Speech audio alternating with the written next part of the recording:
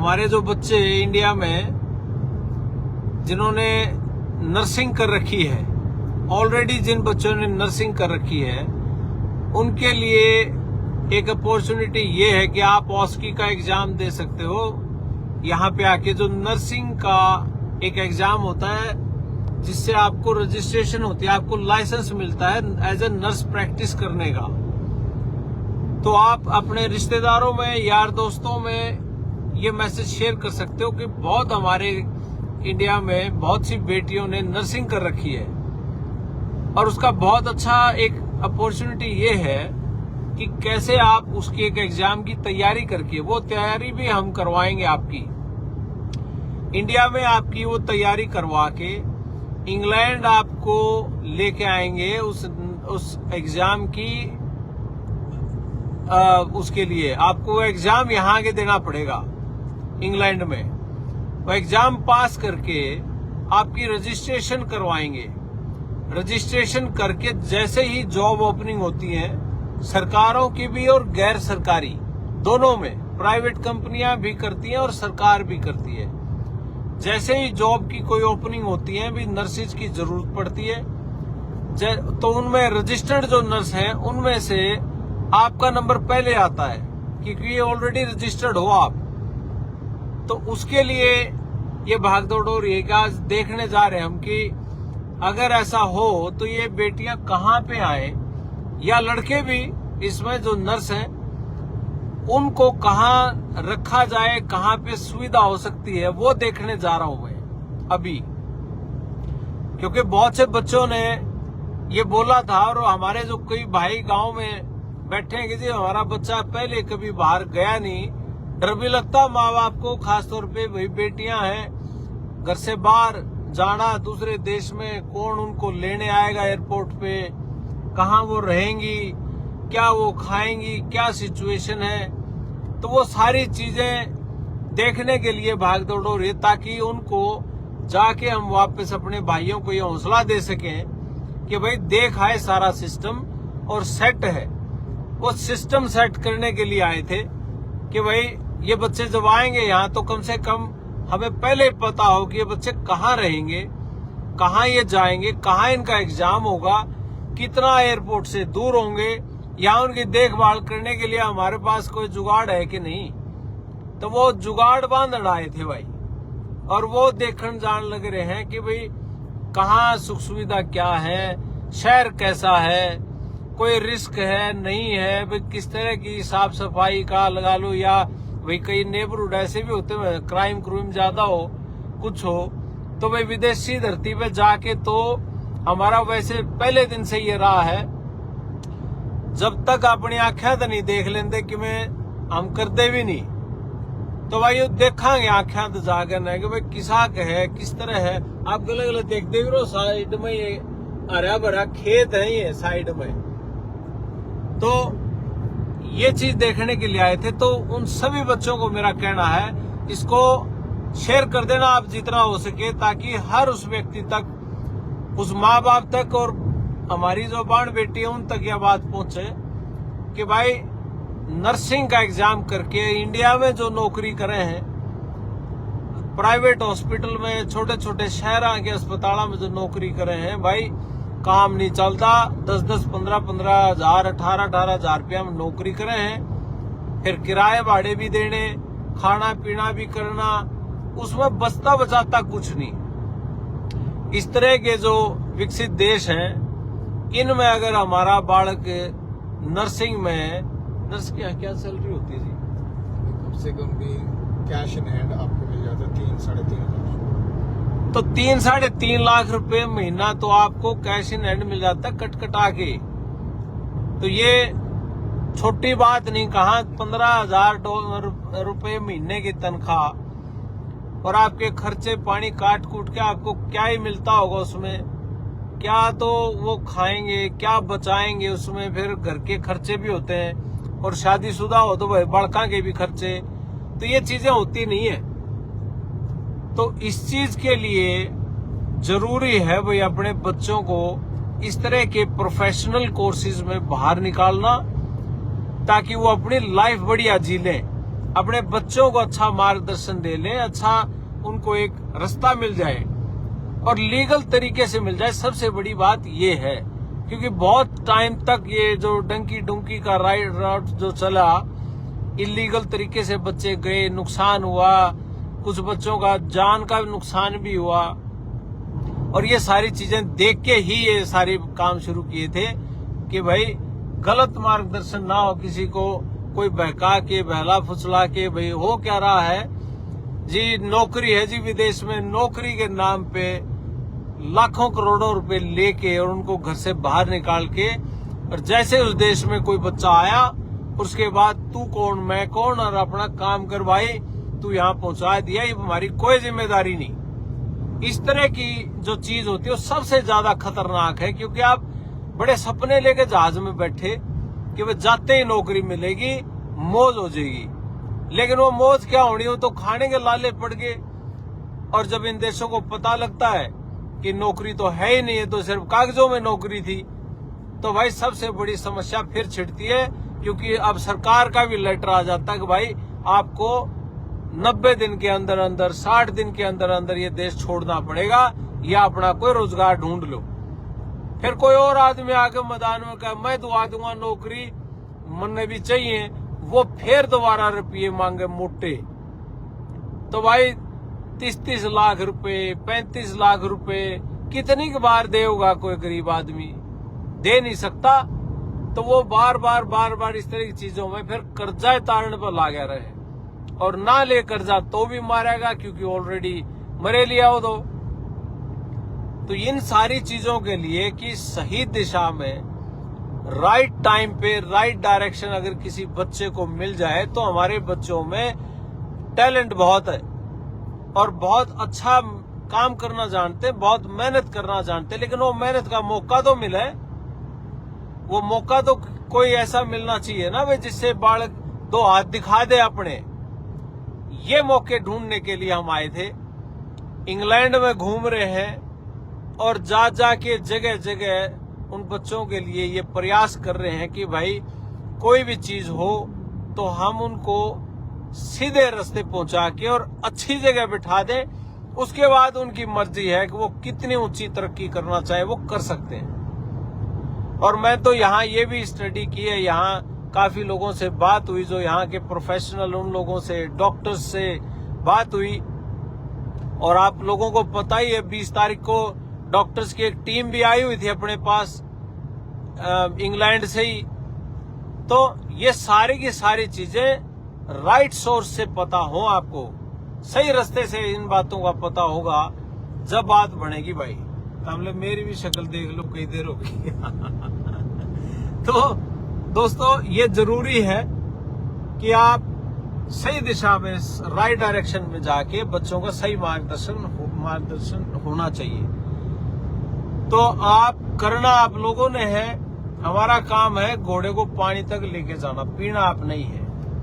तो ये काम हम करेंगे और आगे भी करते रहे और आगे और ज्यादा ढूंढेंगे और देखेंगे कोई अपॉर्चुनिटी आपके यूरोपियन कंट्रीज में, जैसे जर्मनी का आपको पता ही है, नर्सेज के लिए, जीएनएम वालों के लिए और आपके बीएड टीचर जो है उनके लिए बिल्कुल रास्ते खुले हैं। और एक बात बता दूं, मैंने ये भी सुना बहुत जगह पे कि बच्चे को +2 के बाद पढ़ाई छुड़वा के सीधी जर्मन लैंग्वेज पे बिठा दिए बालक। कई बहुत बच्चे मिले जी, जर्मन लैंग्वेज की तैयारी करूं जी। अच्छा क्या कर रखा है बेटा आपने जी? +2 करी है।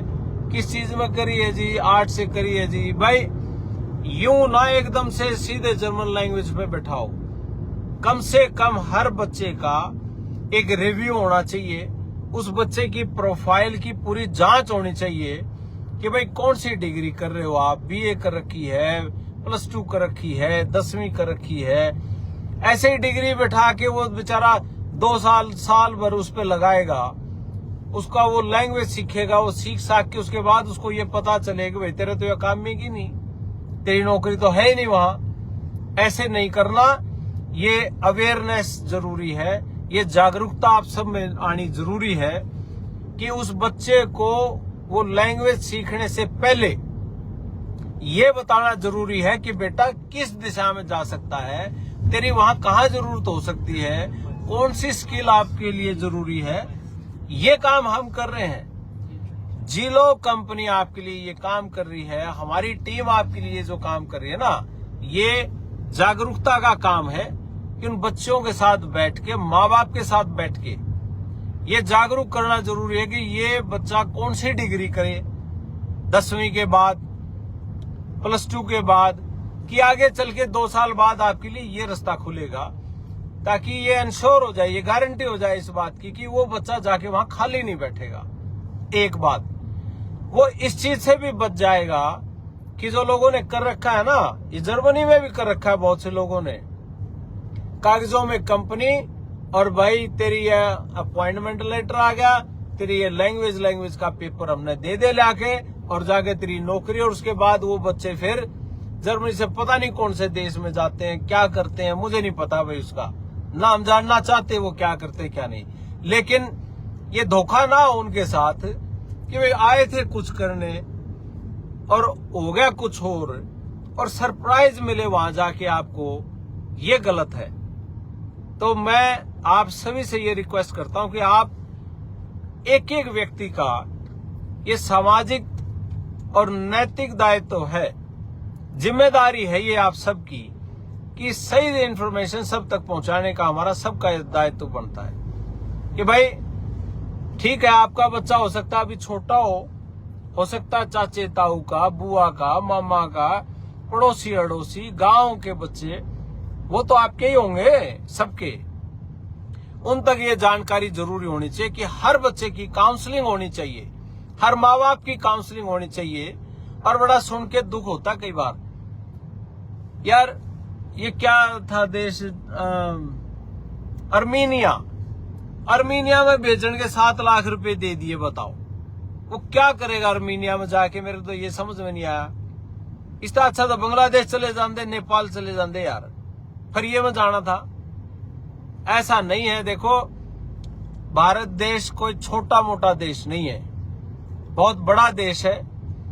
बड़ा गर्व है हमें अपने देश पे, हमारी मिट्टी पे, और हमारी मिट्टी बहुत टैलेंटेड बच्चे पैदा करती है। शिक्षा अच्छी है, सारा कुछ है, जोर लगता है बच्चे को इस लेवल पे लेके जाने में। और आगे चल के उस बच्चे का मार्गदर्शन अगर सही ना हो तो जिंदगी रुल जाती है। तो दोस्तों, सबका एक फर्ज बनता है।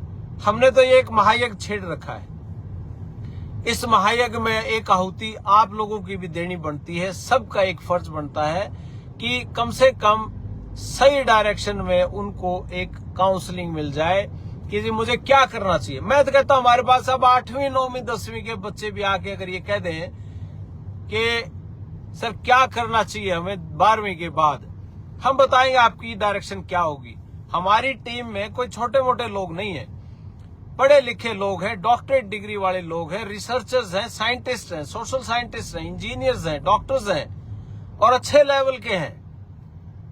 कोई अमेरिका की यूनिवर्सिटीज के डॉक्टर प्रोफेसर हैं, बड़ी बड़ी लैबोरेटरी चलाते हैं, कैंसर के डॉक्टर हैं, ऑन्कोलॉजी का तो हमारा स्पेशलाइजेशन ही है, समझ लो आप। दूसरा, आपका कोई बच्चों से संबंधित चीज है, वो एजुकेशनिस्ट, वो चीजें, ये सारी। मैं तो ये भी क्लेम करता हूं कई बार कि जितनी कंसल्टेंसी खुली हुई है ना, मुझे नहीं लगता हमारे से एक्सपर्ट टीम किसी कंसल्टेंसी के पास पूरे भारतवर्ष में होगी, और हो सकता है पूरे वर्ल्ड में भी ना हो, ये भी कोई बड़ी बात नहीं है। हमारी टीम में बिल्कुल पढ़े लिखे और अच्छे लेवल के जो इंटरनेशनल साइंटिस्ट अवार्ड्स वाले लोग भी हैं। इन लोगों से आपके बच्चे की अगर ये काउंसलिंग हो जाए, 8वीं 9वीं 10वीं बच्चे, 11वीं 12वीं के बच्चों की अगर ये काउंसलिंग हो जाए कि हमारे बच्चे को क्या करना चाहिए अगले 4 साल में, तो मेरा ख्याल सही डायरेक्शन अगर उसको उस लेवल पे मिल जाए, कौन बच्चा पीछे रहेगा। माँ बाप प्रयासरत हैं, बच्चे प्रयासरत हैं, मेहनत कर रहे हैं बढ़िया, एक एक खून पसीने की कमाई इस बच्चे की एजुकेशन शिक्षा पे लग रही है। मुझे नहीं लगता कोई कारण होगा कि वो बच्चा कामयाब नहीं होगा, 200% कामयाब होगा, और वो कामयाब करेंगे उसको।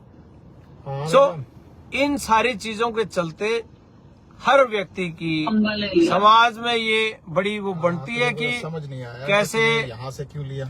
हम इन बच्चों को गाइड करें, डायरेक्शन दें। इवन यहाँ तक भी हम सोचे बैठे हैं कि इन बच्चों को आने वाले समय में इनके इंटरेस्ट के साथ इनका एप्टीट्यूड टेस्ट करके इन लोगों को ये बताएं कि आप आगे चल के क्या कर सकते हो, क्या बन सकते हो। तो अभी उस टॉपिक पे किसी और दिन मैं बात करूंगा, घर जाने के लिए लेते थे ये, कैसे हमने करना है। लेकिन अभी के लिए मैं बता दूं, कोई भी बच्चा जर्मन लैंग्वेज में कहीं से भी कोई तैयारी अगर कर रहा है और उसने B2 लेवल उसका हो गया है, तो आप हमें मिलिए। इंडिया में हमारी टीम गांव-गांव घूम रही है, ये आप सबको पता है। आप वहां मिल सकते हैं हमारी टीम से, मैं नंबर भी डाल दूंगा। तो उनको हम बता सकते हैं कि आपने ये जो किया हुआ है आप कहाँ ठीक इस पे फिट बैठ सकते हो। तो ये सारी चीजों के चलते अच्छा जरूरी है, जिन लोगों ने B2 लेवल ऑलरेडी कर लिया उनके लिए, और जो अभी कर रहे हैं उनके लिए, या तैयारी कर रहे हैं कि अब हमने जर्मन लैंग्वेज करनी है, तो उनके लिए मैं ये कहना चाहता हूँ कि ऐसे ही एकदम से जर्मन लैंग्वेज की जरूरत नहीं है। तो अब तो मैं तो डेली इससे पहले मॉनिटरिंग कर रहा हूँ। आप ये जानना जरूरी है कि भाई मुझे इस लेवल पे करनी चाहिए कि नहीं करनी चाहिए, और आपको पहले से ये पता हो ये करने के बाद मेरी डायरेक्शन क्या है, मैं कहाँ पे जाके ये जॉब करूंगा। तो ये सारी चीजें करनी जरूरी है। उसी से रेंटल करा तो दोस्तों फिर से अगर किसी बच्चे का मान लिया +2 बायोलॉजी में करके कोई बच्चा, और किसी का मान लिया अमेरिका का वीजा रिफ्यूजल आ गया, BSc के लिए जाना था, कनाडा का रिफ्यूजल आ गया, UK का रिफ्यूजल आ गया, कोई आ भी जाते हैं। ठीक है। और +2 आपने बायोलॉजी से अगर कर रखी है तो उन लोगों के लिए बहुत अच्छा एक मौका है। जो ऑस्ट्रेलिया के अंदर हमने 2+2 प्रोग्राम चलाया, उसमें वो बच्चे क्वालिफाई हो जाएंगे। और उसके लिए आप स्वीडन का जरूरी है कि एक बार अपनी प्रोफाइल विजुलाइज करा लें, उसको रिव्यू करवा लें, ताकि आपको एक सही डायरेक्शन मिल जाए। और ये प्रोग्राम पहली बार इस तरह का प्रोग्राम चल रहा है जिस तरीके से ये हम करेंगे, और सारी डिटेल आपको पता है। तो वो सारी चीजें करने के लिए आप लोगों से ये बात करनी थी। तो ये सारी चीजें आपसे हम करवाएंगे, क्योंकि 2+2 प्रोग्राम जो है वो गेम चेंजर है, बहुत बड़ा गेम चेंजर है हमारे उन बच्चों के लिए जिन्होंने +2 पास की वहां से बायोलॉजिकल कोर्सेज में और नीट क्वालिफाई नहीं हुआ, यूक्रेन में या किसी और कंट्री में MBBS की तैयारी कर रहे हैं, और फिर आके वापस उनके साथ क्या होता है आप सबको पता है, वो एग्जाम पास नहीं होता है और सारी चीजें। तो ये एक बहुत अच्छा डायरेक्ट टू द पॉइंट और सॉलिड रास्ता है। इस पे जाके अपने बच्चों का भविष्य बनाइए, ताकि ये बच्चे आगे चल के बहुत बड़ा काम करें। और यहाँ पे इंग्लैंड में मैं आया हुआ हूँ आप लोगों के लिए मौका देखने, हमारे जो नर्सरीज के बच्चे हैं उनके लिए, कि कैसे ये बच्चे आगे चल के बहुत कामयाब हों और नर्सरीज को एक नया रास्ता मिले। तो ये सारी की सारी कार्रवाई हम करेंगे दोस्तों। और अगेन आप इसको शेयर कर देना, हर उस व्यक्ति तक पहुंचाने की कोशिश करना जिन बच्चों ने +2 के एग्जाम अभी दिए हैं या पिछले साल दिए थे और ऐसे घूम रहे हैं कि भाई नीट में दाखिला हुआ नहीं, 1-1 साल 2-2 साल कोचिंग में वो नीट में बैठे रहते हैं। तो उनके लिए मेरा ये मानना है कि आप ये इन्फॉर्मेशन उन तक जरूर पहुंचाएं, ताकि आप साथ साथ इंग्लैंड भी देखते रहो भाई, यहाँ का रोड सिस्टम और ये अपने इंडिया जैसा ही है।